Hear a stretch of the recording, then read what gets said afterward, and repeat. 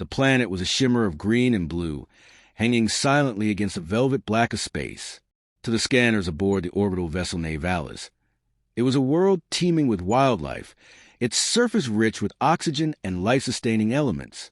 The analysis swept over forests, plains, and deep oceans, each pulse of the probe returning data that confirmed the same report. No signs of intelligent civilization. The official classification was clear: untouched, unclaimed, and intellectually barren. It was perfect. Commander Elion watched the readings with a faint smile. It was rare to find such a world untainted by industry or war. The council back home would be pleased. His mission, catalog and oversee the ecological survey, was routine. The most interesting find thus far was a species of bioluminescent vine that sang in magnetic frequencies. Beautiful, yes, but nothing that would make headlines. Beside him, Science Officer Rena narrowed her eyes at the display. "I don't like it," she murmured, her voice nearly swallowed by the hum of the observation deck. Elion turned. "What don't you like?" "It's an untouched Eden. A rare find." Rena tapped the console, magnifying a section of dense rainforest. "There are patterns in the canopy, repetitions. Not just organic geometry, but deliberate design." Elion arched a brow. "Suggesting what exactly? That the trees arrange themselves into symbols?" She didn't answer.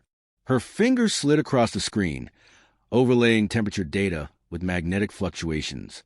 "There's something here," she said quietly. "Something that doesn't want to be found." Elion leaned in, his tone firm. The scanners detected only wildlife. And scanners have been wrong before. They descended 2 cycles later, touching down on a wide, moss-laden plateau. The air was sweet and heavy with humidity, full of chirps and distant howls. The crew of 15 disembarked, armored more against microbes and hostility. The wildlife was curious but timid, small creatures with glimmering eyes and skin that changed color with the wind. No threat, no weapons, no cities. They fanned out in small teams, collecting samples and setting up field stations. Rena kept to herself, often gazing at the horizon as if expecting something to rise from it. She wandered further each day, sometimes returning with fragments, smooth stones marked with shallow grooves or woven strands of grass that showed no sign of natural fraying. On the 4th day, it happened. Lieutenant Varn, posted at the northern range, radioed in at dawn. His voice was ragged. "Commander, there's someone here." Elion was at his side within minutes. Varn stood frozen near a pool, his rifle aimed at nothing. But the ground ahead was marked. Footprints. Large, bare, and recent. Elion scanned the area. Nothing. The forest was silent, unnaturally so. "We've seen no signs of hominids," he said. "I know what I saw." Varn snapped. 7 feet tall. No clothes. Glowing. Elion stared at him. Glowing? Rena arrived breathless, her expression grim. "You need to see this." She led them a kilometer south, to a clearing where the trees open up like curtains pulled back by an unseen hand. In the center stood a stone monolith, no taller than a man, but etched with glyphs that shimmered under the light. It had not been there the day before. "It's a message," Rena whispered. "From who?" "Not from. To. This is not a warning. It's a welcome." That night, they set watches. Every sound twisted into tension. The jungle no longer sang. It listened. Even the wind had gone still. At midnight, the lights flickered. Elion rushed to the communications array. Static drowned the channels, and the long-range beacons began looping a single phrase in their own code. "We see you." Search parties deployed at first light. Near the southern ridge, Varn's team found an intricate pattern of stones arranged into a spiral. At its center was a single flower, glowing blue and pulsing like a heartbeat. When one of the crew reached out to touch it, the ground trembled, and the flower vanished into dust. The rest of the day spiraled into chaos. Equipment failed, drones went blind, and digital records erased themselves one by one. Elion issued an emergency recall to the landing crew. "We are leaving," he said. Rena didn't answer. She had gone back to the monolith. He found her standing before it, her body rigid, eyes wide. She turned slowly as he approached, and he immediately saw that something had changed. Her pupils had expanded, almost filling the whites of her eyes. Her voice was low, not her own. "They're not hiding because they're afraid," she said. Elion stepped back. "What's inside you, Rena?" "They're hiding because we were never meant to find them. Not yet." And then she collapsed, back aboard the Navalis. Rena lay unconscious in medical stasis. Her vitals were stable, but her brain activity was spiking beyond measurable limits. Data poured in from her neural scans, and none of it made sense. The crew was silent as they broke orbit, the planet spinning below like a secret it refused to share. Scanners continued to report the same results. No intelligent life detected.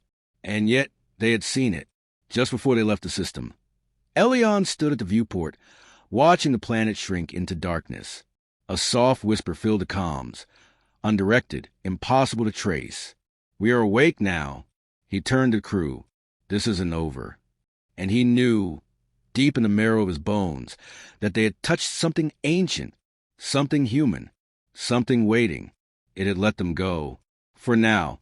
Rena awoke in silence. Not the sterile quiet of a medical bay, nor the hush of space. It was deeper, more complete. She was no longer aboard Navalis. She was standing barefoot on soft earth beneath a canopy of stars that pulsed like living things.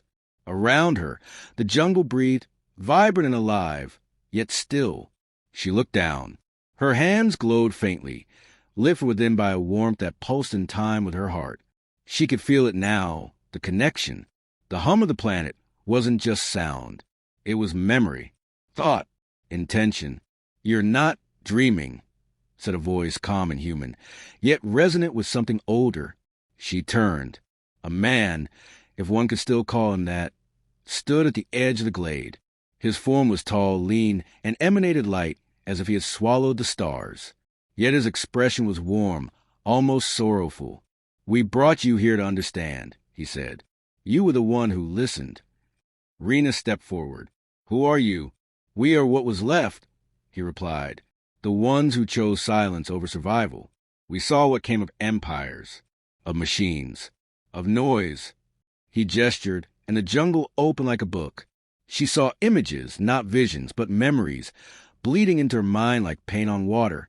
Towering cities, brilliant and cruel. Wars fought with thought alone. Oceans boiling under invisible storms.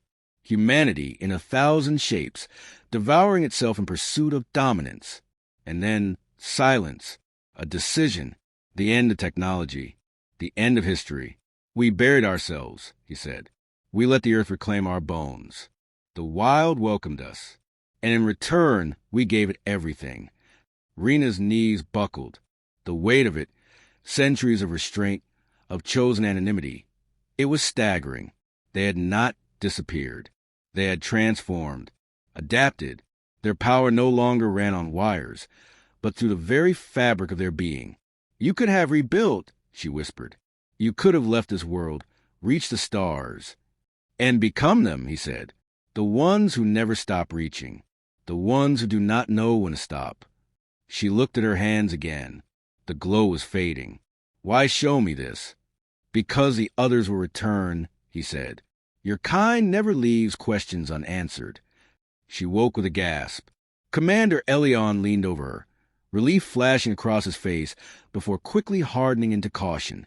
"You've been unconscious for 37 hours, he said. "Your vitals spiked and dropped repeatedly. We couldn't make sense of it." Rena sat up slowly.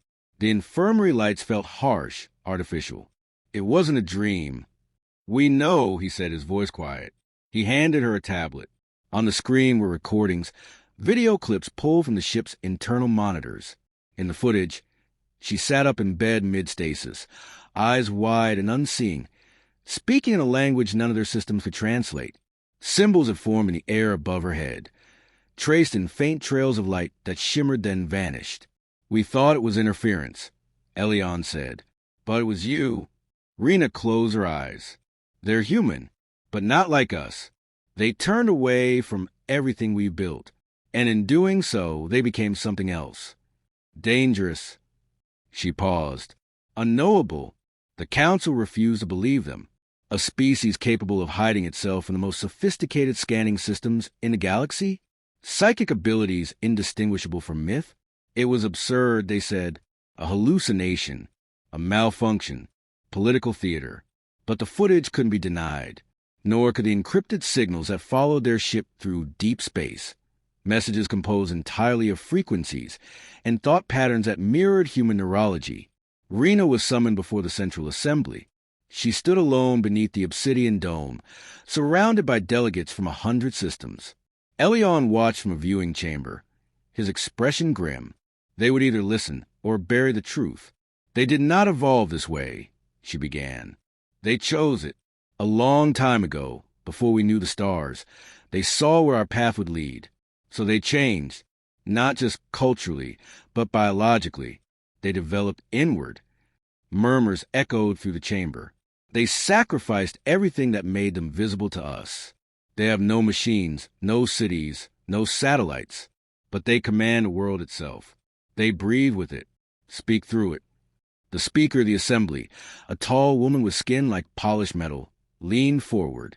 Why would they allow themselves to be discovered now? Rena's voice was quiet. Because they want us to know they exist, before it's too late. There was silence, not denial this time, fear, that night, as the Assembly debated. Rena sat with Elion by the starlit bay of the diplomatic station. The sky was clearer here, and the planet below, now quarantined and classified, shimmered like a dream half-remembered. They won't let it go, Elion said. You know that. I know, she replied. Then why are we still here? She turned to him. Because I need to understand something else. If they hid so completely, why reveal themselves at all? Why not remain shadows? He didn't answer. She stood and stared at the stars. Somewhere beneath them, something ancient was stirring. Not a threat, but a reckoning. The silent proof of what humanity could become, not with power, but with restraint. Then she felt it, a flicker in her mind, a wordless echo. We see you. She smiled, not with triumph, but with understanding. They had never been alone. And now, the galaxy would have to decide what that meant. The silence didn't last. Within weeks of Rena's testimony, probes disguised as comets streaked toward a quarantine planet. They orbited quietly, masked from detection, watching. The Council had issued no formal declaration, but Elion knew what it meant. They weren't observing. They were planning. Rena stood alone in the observatory dome, her gaze fixed on the green and blue or below. They'll never accept it, she said. Not truly. Not something they can't dominate. They're afraid, Elion replied. Afraid of what we could have been, what we still might become. Then they'll try to burn it down. Elion didn't respond. He didn't have to. The Council had already begun constructing a narrative that the planet held dormant technology too dangerous to remain untouched. The anomaly of Rena's experience was recast as a neural infection, a mutation caused by unknown biotoxins. The Assembly called it a preemptive containment initiative, but Rena knew it was Conquest, dressed in clean words. And then the disappearances began. First, one of the orbital probes went dark. No signal, no debris, just absence. A week later, an entire scouting vessel vanished en route to the sector, its last transmission a single word, awake. Panic spread through the outer colonies. Rumors twisted like vines. Some claimed the Hidden Ones had infiltrated the fleet. Others whispered of psychic contagion. The Council tightened its grip, but fear slipped through every crack. Back on the diplomatic station, Rena's dreams returned. They weren't visions this time. They were invitations. She would wake with a word etched into her thoughts. Below, despite the Council's orders, she descended. Elion followed her, silently boarding the transport shuttle without asking permission or offering rationale. He simply stood beside her as the pod pierced atmosphere and sliced through the clouds like a falling blade. The jungle greeted them with breathless stillness. It was as if the world itself was waiting. They landed on the same plateau when Navalis had first touched down, now overgrown with vines that shimmered in soft hues. They want us here, Rena said. I know, Elion replied. I just don't know why. They walked without direction, yet with certainty, as if the earth itself guided their steps. Hours passed. The sun dipped low, casting molten light through the canopy. And then they saw it. A city, but not one of steel and glass. No towers, no streets. It was grown, not built. Trees arched into domes, roots twisted into pathways. Stones floated midair in geometric alignment. Energy pulsed through the air like heartbeat rhythms. And amid the organic marvels stood them, the hidden ones. They emerged without sound. Dozens of them, tall and luminous, each with eyes like molten silver. They did not threaten. They simply watched. One stepped forward, the same being Rena had seen in the vision. His light had dimmed, more solid now, more real. "You returned," he said. "I had to," she answered. "They won't stop." "We know." Elion stepped beside her. "You brought her here." "Why?" The being's expression didn't change. "Because she still remembers what it is to choose silence." Rena frowned. "What do you mean?" Another stepped forward, a woman, her form delicate yet radiant with unseen strength. "You think we turned inward to hide, but it was never hiding. It was realignment. We rejoined the rhythms that shaped us." Rena struggled with the weight of their meaning. "And now," the male turned, his gaze fixed on the horizon. "Now we ask a question. Is there any part you still willing to listen?" The ground trembled gently, like a drumbeat beneath the surface. From the trees, more of them appeared, young and old, glowing with quiet intensity. They surrounded Rena and Elion, not to encircle, but to share space. Unity, not confinement. "We are not many," the woman said, "but we are old, older than you know. We are what you left behind when you reached too far." Elion's voice was low. "You could destroy us." "We could," she agreed, "but that would make us like you." The tension hung in the air, unspoken but acknowledged.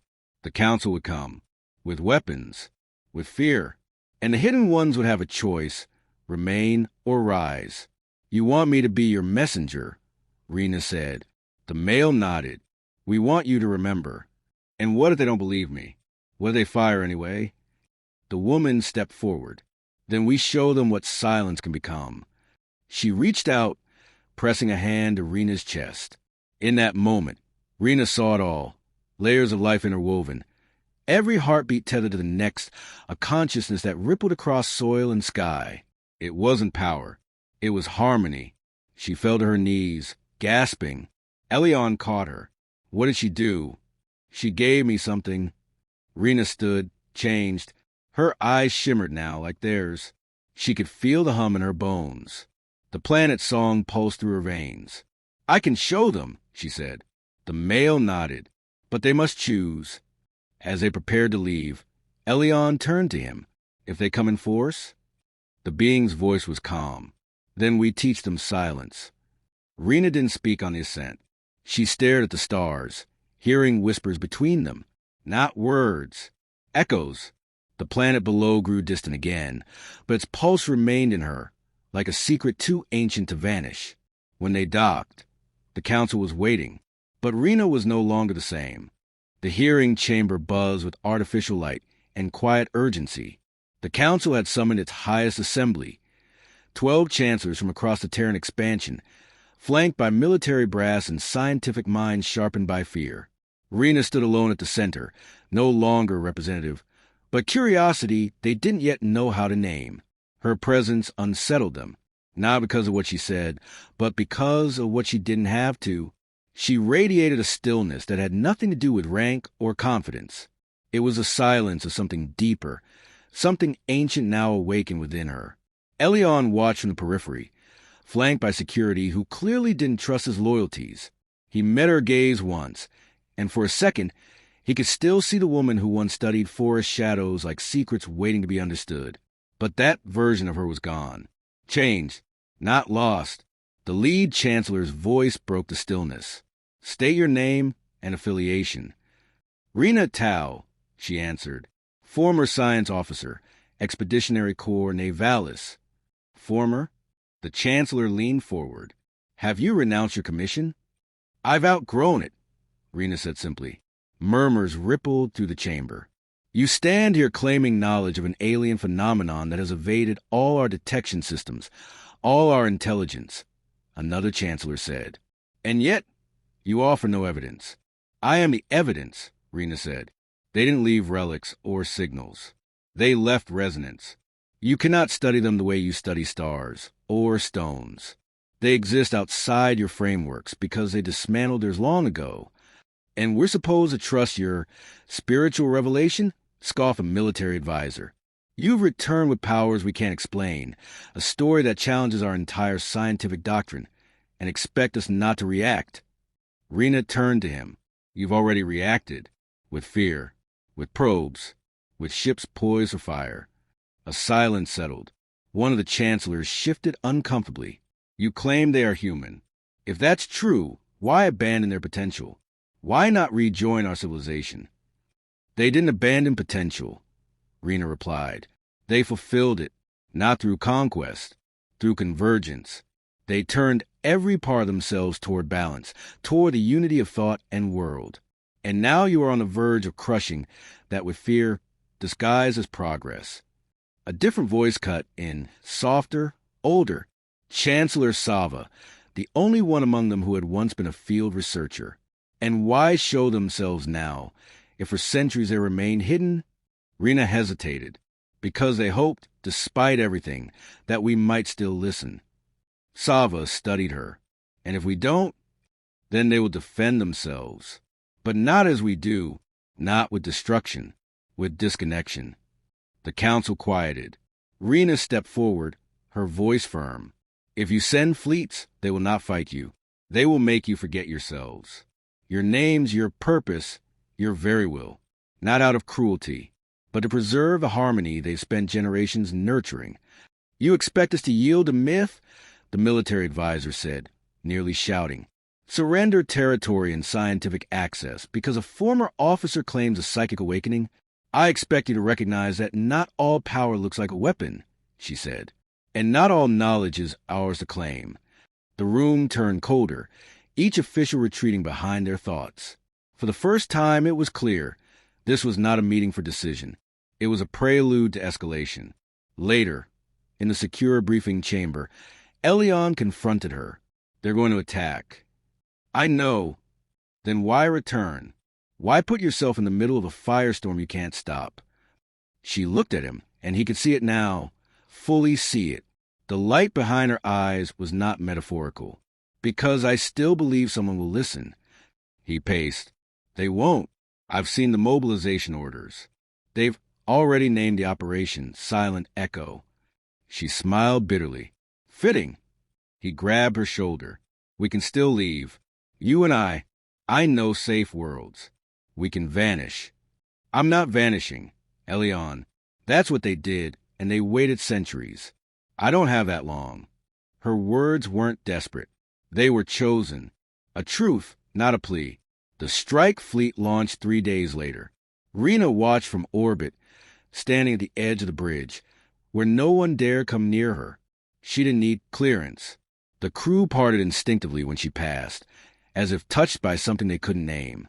The ships entered low orbit formation. Energy arrays began to hum. And then nothing happened. Not silence, but absence. Systems failed mid-operation. Sensors went blind. Weapons powered down in synchronized collapse. Even thought became difficult. Officers stood blinking, confused, unable to recall commands they'd issued seconds earlier. Then a single transmission filled every screen. Not a voice, a feeling. This is not a battlefield. This is a memory. Choose what you leave behind. Every mind aboard that fleet felt an echo of what Rena had seen. The cities swallowed by forest. The choice to stop. The strength it took not to conquer. Elion heard the whispers in his mind and dropped to his knees. Not in worship. In awe. And just as quickly it was gone. The ships remained in orbit, powerless but intact. No casualties. No damage. Just stillness. Back on the diplomatic station, the council tried to explain away. Technical failure, solar interference, mass psychosis. But none of their words held weight anymore, because across every world of the expansion, something had changed. Children began dreaming of forests they'd never seen. Empaths described a song beneath the soil. A quiet movement spread, small at first, but persistent. Scientists reevaluated what wildlife meant. Philosophers rewrote their lectures. A generation paused to listen. Rena left the council chambers quietly, no longer watched. She walked to the viewport alone. Elion found her there. "You won," he said. She shook her head. No, they remembered. The stars blinked above, cold and endless.